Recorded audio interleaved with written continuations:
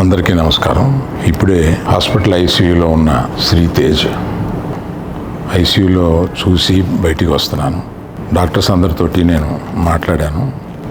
అబ్బాయి రోజు రోజుకి రికవర్ అవుతున్నారు. లాస్ట్ 14 డేస్లోనూ, పర్టికులర్ లాస్ట్ 10 డేస్లో రికవరీ కనపడుతుంది.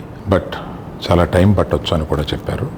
ఇలాగా ఆ అబ్బాయి కోలుకోవడానికి ఏమైనా చేయడానికి మేము సిద్ధంగా ఉన్నాము. అది కాకుండా ప్రభుత్వం కూడా వచ్చి మేము దీన్ని తీసుకుంటాము, ఈ అబ్బాయిని సంపూర్ణ ఆరోగ్యంతో చూడడానికి ప్రభుత్వం కూడా ముందు రావడం చాలా అభినందనీయం. చాలామంది అభిమానులు కానీ, బంధువులు కానీ, మిత్రులు కానీ అల్లు అర్జున్ ఎందుకు హాస్పిటల్కి వెళ్ళలేదు అని అడుగుతున్నారు. దానికి కారణం చెప్తాను.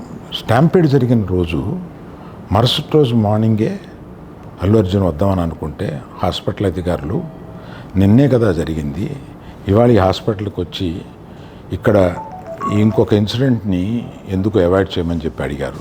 కరెక్టే కదా అనిపించింది. రాలేకపోయారు. ఆ రోజునే కేసు పడింది. ఆ కేసులో పడిన తర్వాత మన legal team headed by Niranjan garu strongly advised Bunny should not go to the hospital at all or meet the parents ఇట్లా అని చెప్పి గట్టిగా చెప్పారు. ఆ తర్వాత మేము రావడానికి అనేక నిబంధనలు, మళ్ళీ నేను ప్రభుత్వాన్ని పర్మిషన్ అడిగాను. నేనన్నా కనీసం వెళ్ళి చూస్తే బాగుంటుంది అని. ఎందుకంటే ఓ రోజు బన్నీ బాధపడుతూ నేను చూడలేకపోయాను, నువ్వన్నా వెళ్ళి చూసిరా డాడీ అని అడిగాడు. నేను ప్రభుత్వాన్ని అడిగితే వారు పర్మిషన్ ఇచ్చారు.